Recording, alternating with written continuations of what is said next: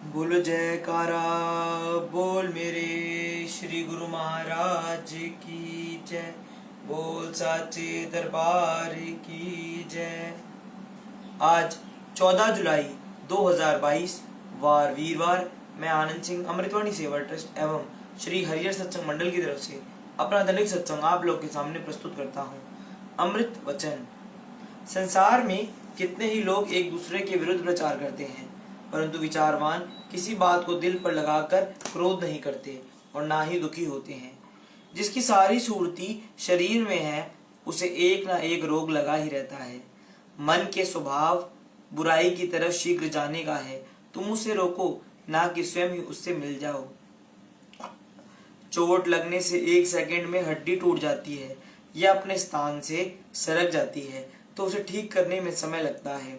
यदि कहीं मन अपने वास्तविक पथ से सरक या भटक गया तो कई जन्मों तक कष्ट भोगना पड़ेगा, इसलिए तुम सचेत रहो।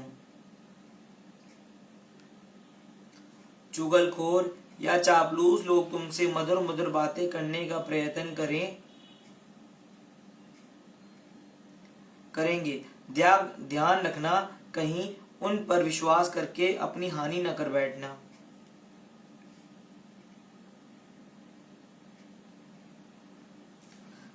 अभिमान ना करो, ऐसा ना सोचो कि एक बार मुंह से जो बात निकल गई उससे फिर क्यों बदलूं।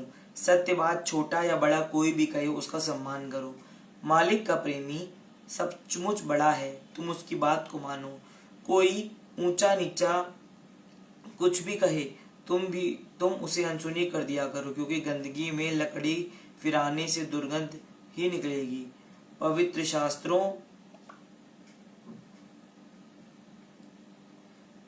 शास्त्रों को पवित्र हृदय वाला ही समझ सकेगा और उचित रूप से समझा सकेगा।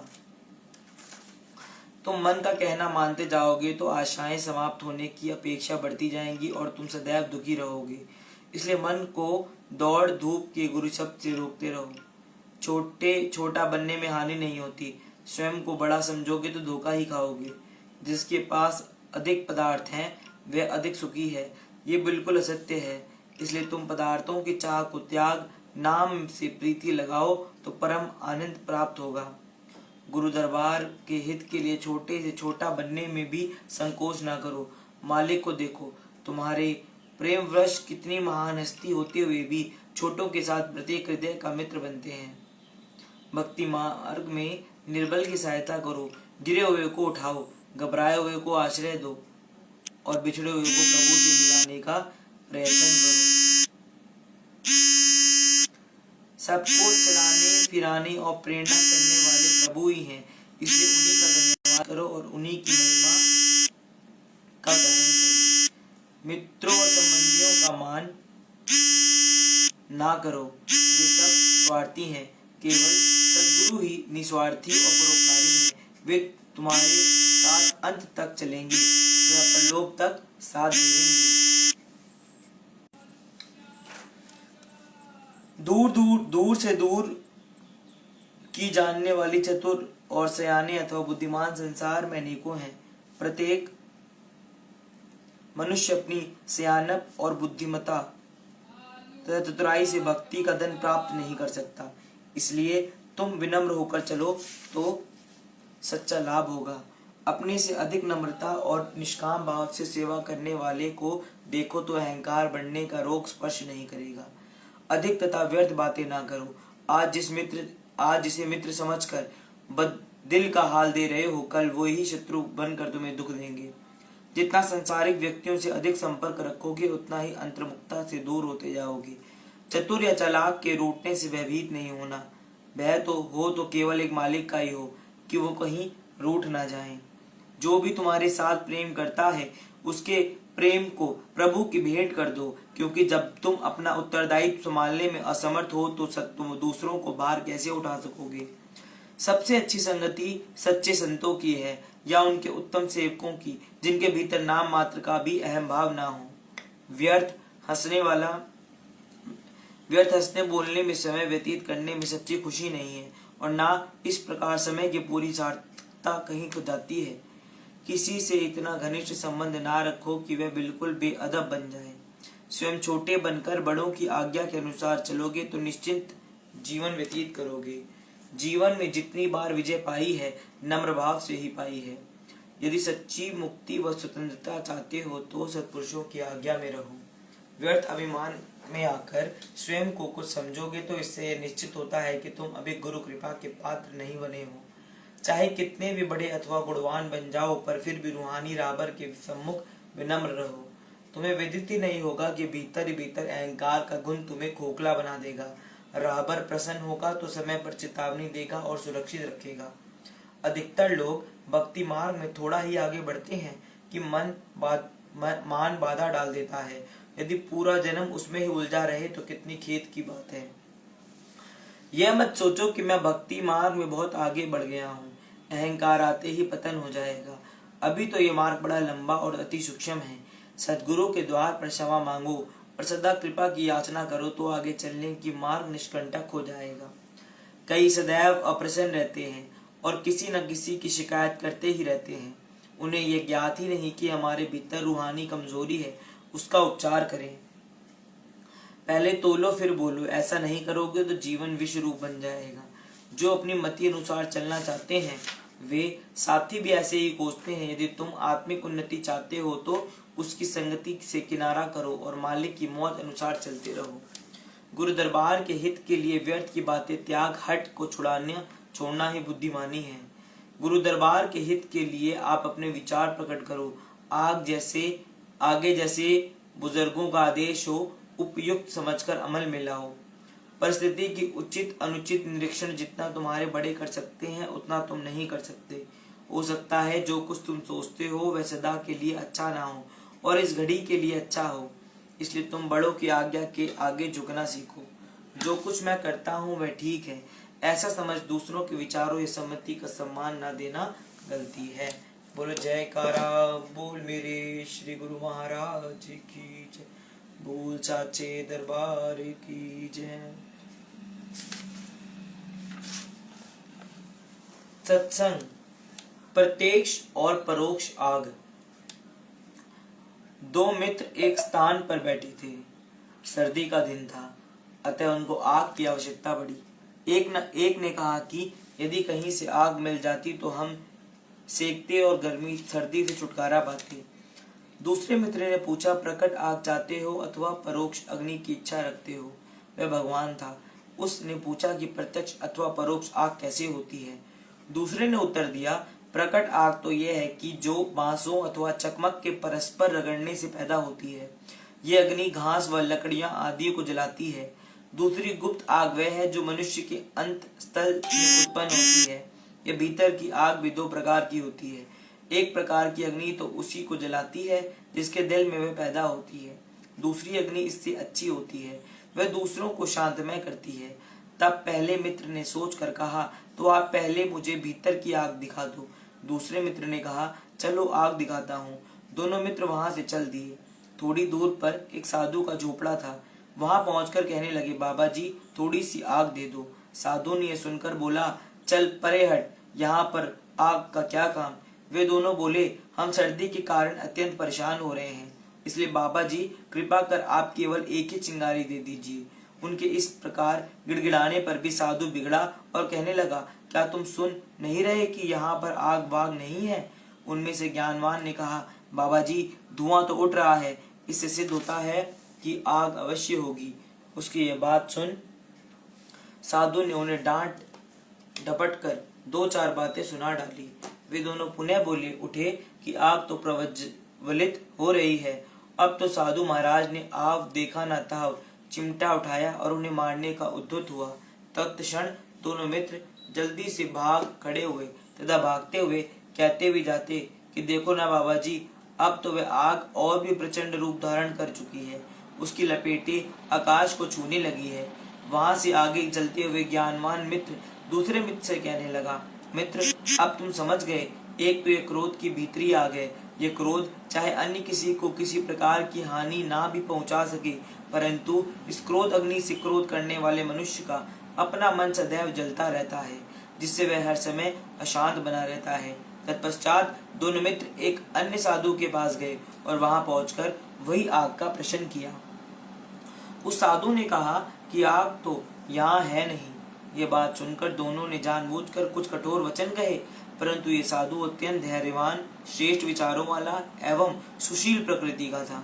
वह समझ गया और अत्यंत मधुर वाणी में हंसकर कहने लगा, हाँ, मेरे पास आग है, आओ यहाँ मेरे पास बैठो, तनिक शांति से मेरी बात सुनो। यहाँ से तुम्हें वह आग प्राप्त होगी जिसे पाकर तुम की प्रसन्न हो जाओगे।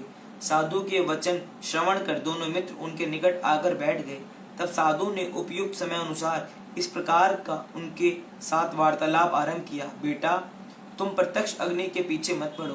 तुम ऐसे आग की खोज करो कि जिसे पाकर तुम्हारा पूरा जीवन सुखपूर्वक व्यतीत हो सके। जिस आग की प्राप्ति के लिए हम तुम से बात कर रहे हैं, इसकी प्रशंसा तो ऋषि मुनिजन तक करते रहते हैं। ऋग्वेद की ऋचाओं में इस आग की अत्यधिक महिमा गाई गई है। अर्थात मैं उस अग्नि प्राश स्वरूप रोहित सृष्टि के पूर्व से ही वर्तमान उस परमात्मा की स्तुति करता हूँ, उनकी शरण में जाता हूँ। साधु महाराज पुनः कथन करते हुए कहने लगे, ये वह आग है जो सबका कल्याण व उद्धार करती है। यही सब जीवों का एकमात्र उत्तम साधन है। इस अग्नि का दूसरा नाम है प्रेम भक्ति। यह हृदय के समस्त मलिन विचारों को भस्म करने वाली तथा अपवित्र हृदय को पावन करने वाली है। तुम भी प्रेम भक्ति रूपी अग्नि की प्राप्ति का यत्न करो, जिससे तुम काल व कर्म रूपी सर्दी से अनायास ही छुटकारा पालोगे। फिर तुम्हारे मन में शाश्वत शांति निवास करेगी। दोनों मित्र इस साधु के सद्व्यवहार को देख तथा मधुर वचनों को सुनकर अति प्रभावित हुए। दोनों मित्रों ने उन साधु को सादर प्रणाम कर श्रद्धा पूर्वक उनसे प्रेम रूपी अग्नि का साधन पूछा। साधु जी ने उन्हें आंतरिक योग साधन की रीति बताई, जिससे दोनों के जीवन में भक्ति की भावना उत्पन्न हो गई। अब वे दोनों नित्य प्रति सत्संग में आने लगे। महात्मा जी के वचनों पर आचरण कर दोनों का जीवन सफल बन गया। बोलो जयकारा बोल मेरे श्री गुरु महाराज की जय। ओ चाचे दरबार की जय। सत्संग श्री परमहंस अद्वैतनाथ श्री प्रथम पातशाही जी महाराज प्रवचन। जिज्ञासु की सुरती को साधना और अभ्यास में जिन आंतरिक मंजिलों में से होकर गुजरना पड़ता है, उनका विशद वर्णन आप सुचारू रूप से किया करते थे। अजप जाप, अनाहत शब्द और सहज समाधि के विषय में साधक के मार्ग में आने वाली कठिनाइयों का समाधान भी आप ऐसे सरल ढंग से किया करते थे कि साधक को शीघ्र ही समझ आ जाती। पिंड देश में चक्र वेदन कैसे किया जाए और ब्रह्मांड में सुरती किस प्रकार निवास करती है, इसके विषय में आप फरमाते थे कि स्थूल शरीर में मन, बुद्धि और चित्त ये अंश है। पृथ्वी यही देह है। प्रथम सुरती की धारा पिंड देश से चलती है, फिर कई कठिनाइयों को पार करती हुई ब्रह्मांड में पहुंचती है। नाभि से हृदय, हृदय से कंठ, कंठ से ललाट तक तो माया का बसारा है। इससे आगे भ्रिकुटी के मध्य में जो लोक है, उसे सहस्त्रदल कमल कहते हैं। यहाँ से ब्रह्मांड की मंजिलें आरंभ होती हैं, जो संत महापुरुषों की चरण शरण ग्रहण कर उनकी कृपा से पार की जा सकती है। आपने इसके आगे 10वें द्वार का पूर्ण रहस्य बताया, जो केवल समय के संत महापुरुषों की चरण शरण में जाने से ही जाना जा सकता है, क्योंकि लिखने से तो वह केवल वाचक ज्ञान बनकर रह जाता है। पुस्तकीय ज्ञान से भक्ति की आंतरिक मंजिल को पार करना असंभव है। इसी आंतरिक मार्ग को पार करने के लिए परम संत श्री कबीर साहिब जी भी उपदेश देते हैं।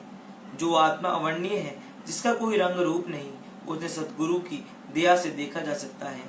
उनके शब्द में सुरती लगाकर देखो। पूर्ण संत महापुरुषों की संगति तथा सदगुरु के ध्यान से ही जीव आंतरिक दृश्यों को देख सकता है। जो प्राणी मन को ध्यान में जोड़ देता है, वही मालिक को प्राप्त कर सकता है।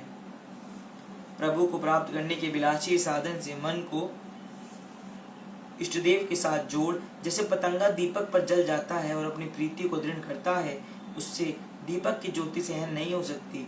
वे ज्योति अत्यधिक प्रकाशमयी होती है, तो पतंगा भी उसी ज्योति में जलकर ज्योतिर्मय हो जाता है। पनिहारिन कुएं पर पानी लेने के लिए सिर पर गागर उठाकर ले जाती है, लौटते हुए सिर पर भरी हुई गागर उठाती है। रास्ते में सखियों के संग बातें भी करती है, परंतु उसकी सुरती गागर में ही होती है कि गागर कहीं डोलने ना पाए। नट अपनी कला दिखाने के लिए रस्सी पर चढ़कर अपना ढोल बजाता है, उसका ख्याल ढोल के सुर में होता है। इस प्रकार ही साधुजन अपने ध्यान को केंद्र श्री सद्गुरु के उपदेश को बनाकर अपनी सुरती को शब्द से लीन कर अपने लक्ष्य को प्राप्त कर लेते हैं। संत महापुरुष उपदेश देते हैं कि एकाग्रता ही प्रत्येक काम की सफलता है। जिस काम को एकाग्रचित होकर किया जाए वह कठिन से कठिन कार्य भी सरल बन जाता है। ऐसे ही प्रभु प्राप्ति में भी यदि मन को संसारिक भोग ऐश्वर्य से हटाकर और एकाग्र करके भजन ध्यान में लगाया जाए तो अपने लक्ष्य की प्राप्ति हो सकती है। मन को एकाग्र करने के लिए तथा ईश्वर प्राप्ति के लिए आप 4 साधन बतलाते थे: अभ्यास, विचार, ध्यान, समाधि। फकीरों के कलाम में जिक्र, फिक्र, मराकबा और फना कहा गया है। फना के बाद बका है, जिसे जीवन मुक्ति भी कहते हैं। अभ्यास का अर्थ यही है कि किसी कार्य को नियम पूर्वक करना, अर्थात चित्तवृत्तियों को एकाग्र करने के लिए हर समय अपने मन पर ध्यान रखना। पुनः यह विचार करते रहना कि कहीं ये चित्तवृत्तियां इधर उधर के ख्यालों में न चली जाएं। सुरती को शब्द में लीन करते हुए समाधि अवस्था तक पहुंचना, यही परम लक्ष्य है। इसी प्रकार प्रभु प्राप्ति के विलासी जिज्ञासुजन इन 4 साधनों को ध्यान रखते हुए अपनी चित्तवृत्तियों को माया की ओर समेटते हैं, भक्ति की ओर लगाते हैं तथा अपने ध्यान को केंद्र सद्गुरु के शब्द को बनाते हैं। सद्गुरु के वचन ही उनकी पूंजी बन जाते हैं।